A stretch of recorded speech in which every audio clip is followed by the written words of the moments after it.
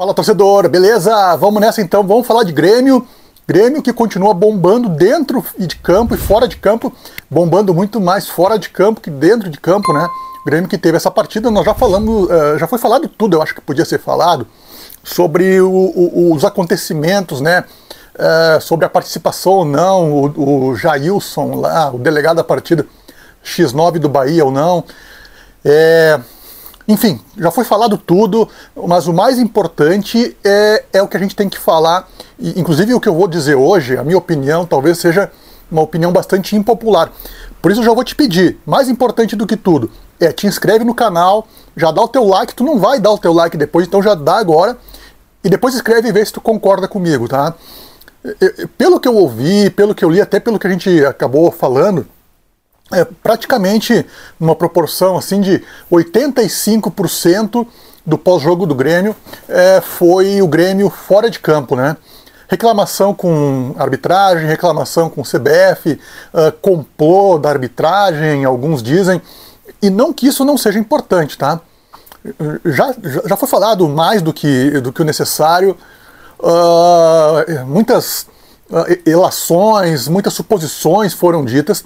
Mas para nós aqui, torcedores, pra gente que não entra em campo, pra gente que não é da direção do Grêmio, pra gente que não apita porcaria nenhuma, apita fora de campo, né, não dentro de campo como juiz, mas pra gente que a nossa opinião é mais a título de opinião para tentar construir uma verdade paralela, né? O que acontece? A gente não tem muito o que apurar.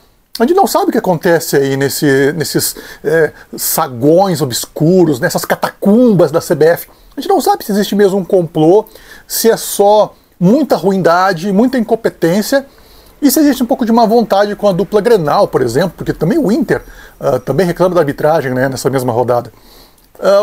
Teve um pênalti aí não dado em cima do mercado, né, pelo que a gente está... Até parece que é isso mesmo, tá? Então, assim, a arbitragem é ruim, é mal intencionada, na dúvida, é sempre prejudicial ao Grêmio, ao Inter? Não sei. Talvez eu tenha a minha opinião, mas não importa, né? O que eu quero dizer é que o mais importante não está sendo falado. O mais importante, agora voltando a falar só de Grêmio, é que o Grêmio dentro de campo não está mostrando nada. Não está mostrando nada. Eu quero fazer com vocês aqui uma recapitulação dessas 4 primeiras rodadas aí. O Grêmio começou o campeonato perdendo do Vasco, 2-1.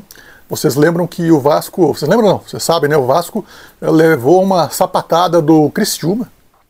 De verdade, o Criciúma não é candidato a nada, né? Essa porcaria, me desculpe, né? Com todo respeito ao time do Vasco, um time que eu gosto, inclusive, mas o Vasco é uma porcaria, né, gente? E o Vasco ganhou do Grêmio. E o Vasco levou 4 ou 5 do Criciúma. Depois o Grêmio fez 2 partidas onde uma boa partida, uma muito boa partida contra o Atlético Paranaense, muito em cima da atuação do Dodi, tá? E aí depois o Grêmio ganhou do Cuiabá, acho que foi 1-0, não foi? Meio que sofrendo, mas ganhou, ok. E aí o Grêmio ontem perde para o Bahia. Ou seja, o Grêmio em 12 pontos, e olha a tabela que o Grêmio tinha. A tabela do Grêmio era muito boa. O início do Campeonato Brasileiro para o Grêmio era muito bom. E ainda porque o próximo adversário é o Criciúma. O Grêmio poderia ter feito, deveria pelo menos ter feito 9, 10 pontos. No mínimo 9, 10 pontos. Mas a gente está com 6. Então o Grêmio está perdendo a oportunidade, mais uma vez, de fazer um bom início de Campeonato Brasileiro. E a gente começa a ver, isso é normal, né? A gente vê que um time já começa patinando no início, a possibilidade de qualquer coisa mais séria no campeonato vai escorrendo como se fosse areia no meio dos dedos, cara. Vai indo. E o Grêmio começou já a perder pontos que não pode perder. É o Vasco em São Januário. Não pode perder. O time do Vasco é muito ruim. É muito fraco. E o Grêmio perdeu 3 pontos ali. Poderia ter pelo menos empatado, vai lá. Perdeu. O Grêmio contra o Bahia, o Grêmio não jogou nada, a gente viu o Bahia ontem. O Bahia não é um super time. O Bahia vai brigar na segunda página, o Bahia provavelmente vai ficar na Sul-Americana, sabe? Ninguém aposta no Bahia pra nada. E o Grêmio mostrou a realidade. O Grêmio perdeu pontos, os 3 pontos, e poderia ter pelo menos empatado. Vai dar pra ganhar sempre? Não, não vai dar. Mas nesses jogos aí que não dá pra ganhar, é que o Grêmio poderia ter a gordura já ganha, de fazer pontos contra esses times aí que são ruins, que são candidatos a nada. Que é o caso do Bahia e é o caso também do Vasco na primeira rodada. O Grêmio agora tem Na sequência tem Criciúma, depois, se eu não me engano, tem Atlético Mineiro, depois o Grêmio joga contra o Fortaleza, aliás, o Bragantino, Fortaleza, Flamengo, e eu não sei se nessa ordem, mas é mais ou menos essa sequência aí dos adversários do Grêmio, tá? Sei que agora é Criciúma, depois é Galo, depois é Bragantino, depois é Flamengo, depois é Fortaleza, e eu sei que tem, acho que enfim, são esses jogos aí. Depois a gente corrige aí, mas é mais ou menos essa sequência do Grêmio, uma em casa, outra fora, uma em casa, outra fora. Contra o Criciúma é dentro de casa, então é obrigação de vencer. Me desculpa, mas tem que vencer o Criciúma, não dá nem para negociar. Tem que vencer bem. Agora, mais importante ainda do que os resultados, aliás, não tem nada mais importante que resultado, mas tem uma coisa que anda quase junto, que é, como é que a gente consegue resultado? É jogando bem, e o Grêmio nem isso tem feito. Só que tem uma coisa que tem chamado a atenção, que isso sim eu vejo alguns falarem, tá? Quando o Grêmio fez a melhor partida dele, foi contra o Atlético Paranaense. Ok, foi uma partida, uma boa partida.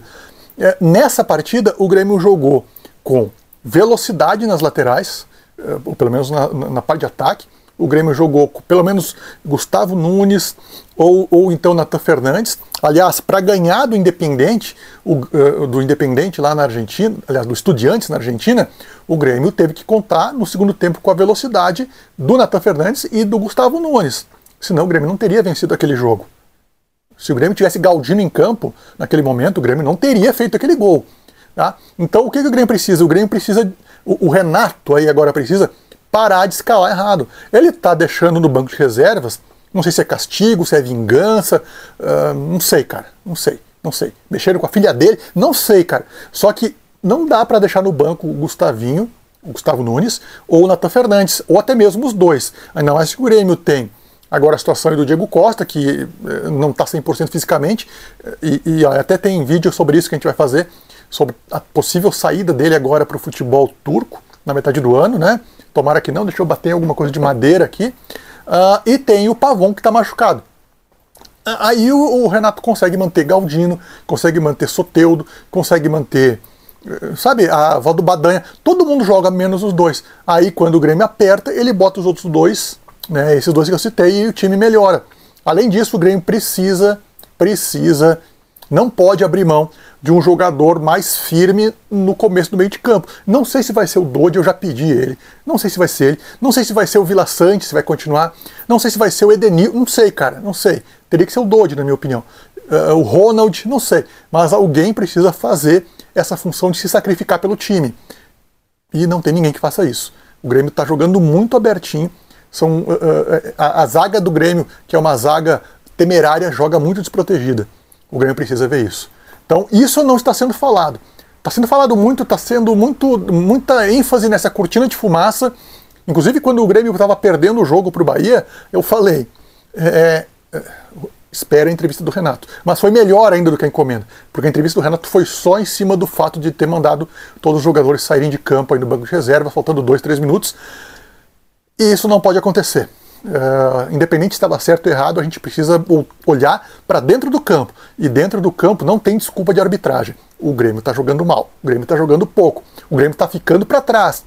Eu estou ficando bem preocupado, porque eu acho que a gente está focando somente naquilo que não é o mais importante. O mais importante, lembre, o nome é Grêmio Futebol Porto Alegrense, é um time de futebol.